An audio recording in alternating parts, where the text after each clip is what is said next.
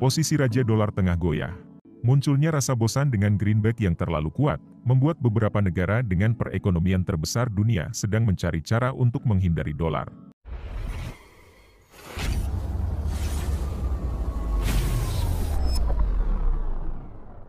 Dolar merupakan mata uang yang kuat. Negara mana yang tidak menggunakannya? Namun, bagaimana masa depan dolar di masa yang akan datang? Dengar-dengar ada banyak negara sudah menerapkan dedolarisasi. Setiap negara berjuang untuk menguatkan mata uangnya sendiri. Apakah ada pertanda serius di balik peristiwa ini? Mari kita bahas bersama-sama. Ya, ini Thomas, saat ini kan baru ribut tentang dedolarisasi, Thomas. Apa tuh Pak Daud? Kan saat ini baru heboh tentang dolar, Thomas. Oh iya Pak Daud, kenapa Pak Daud? Nah, kalau ada yang tanya sama saya, gimana tentang nasibnya dolar di masa depan? Ini analisa saya, Thomas, ya. Ya, analisa menurut Pak Daud Tony. Gimana Pak menurut analisa saya. Pak Daud?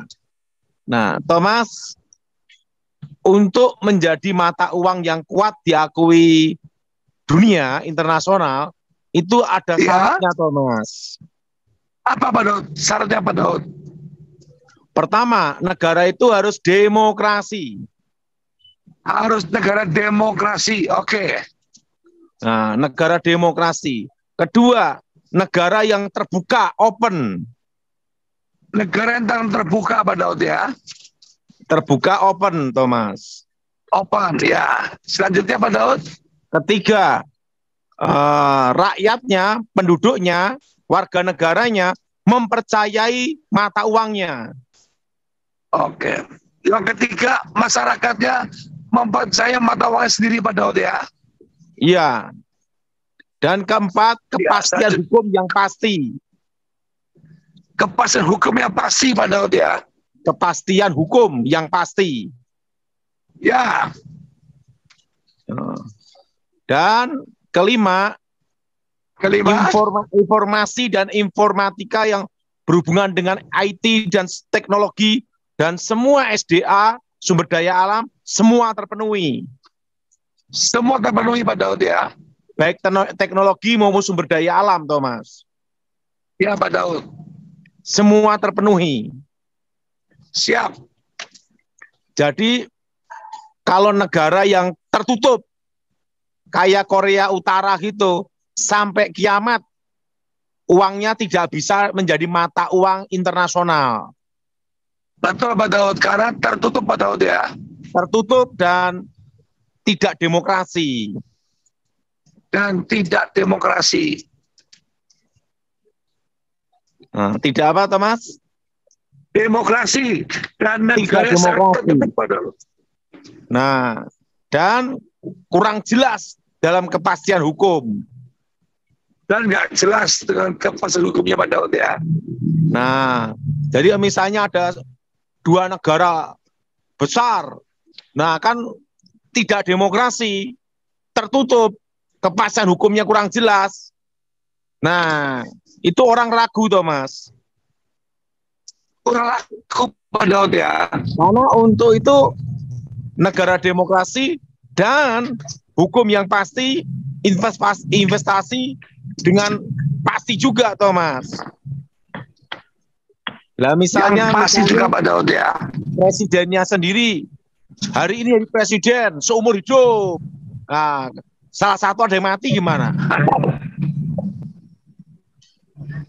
Ya.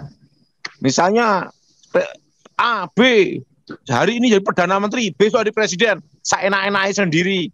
Lah, negara itu tidak kuat mata uangnya untuk diakui dunia, Thomas. Menjadi mata uang internasional. Betul Pak Daud. Karena apa? Bila salah satu mati gimana? Iya.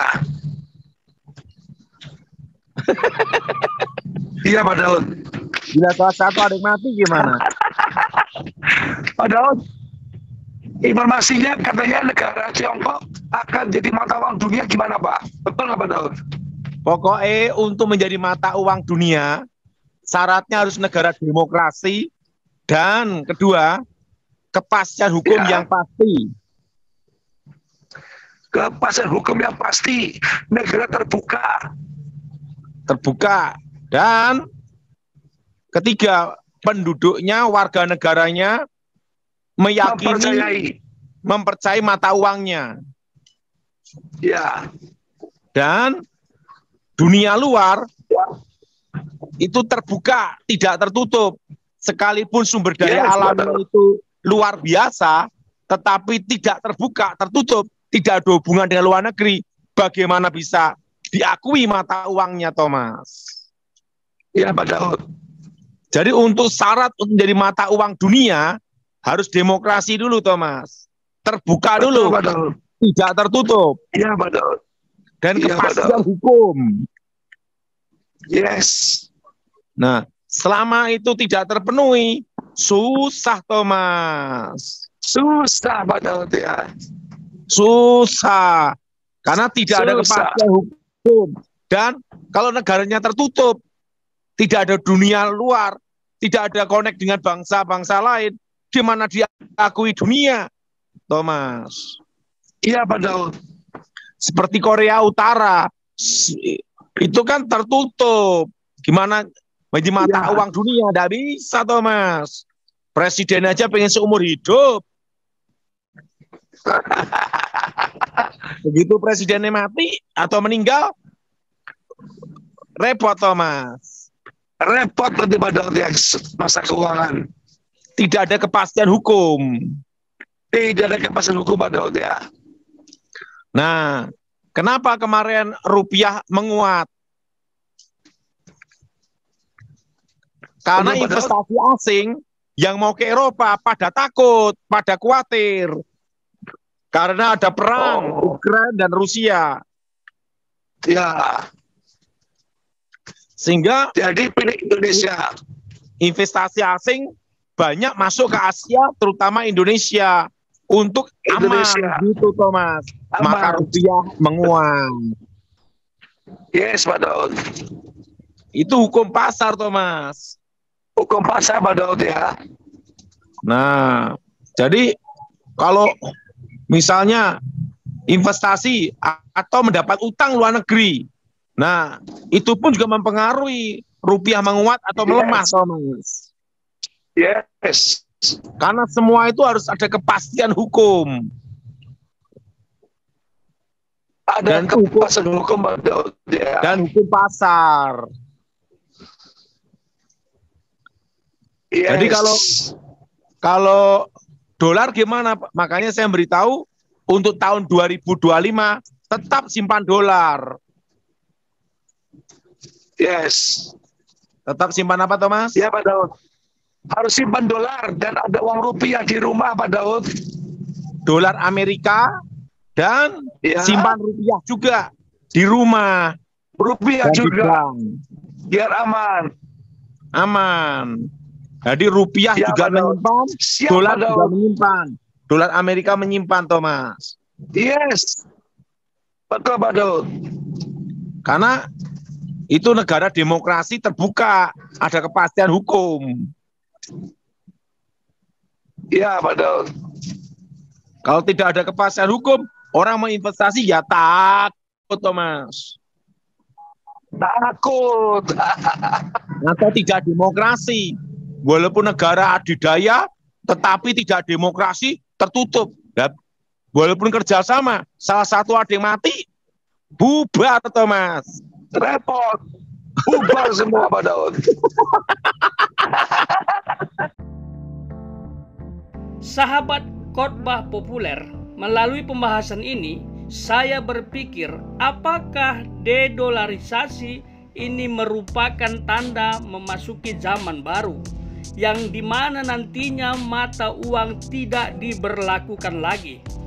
Bisa saja bukan jika setiap negara saling menjatuhkan mata uang dan berusaha membangun sistem yang lebih canggih, cepat, dan praktis.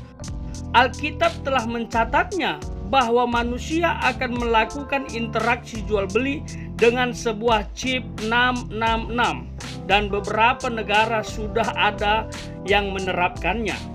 Mungkin prediksi ini terlalu cepat, tapi tidak ada salahnya bukan jika kita antisipasi dan mengenali pergerakan antikris yang akan menguasai dunia. Kiranya Tuhan menyertai kita senantiasa. Tuhan Yesus memberkati.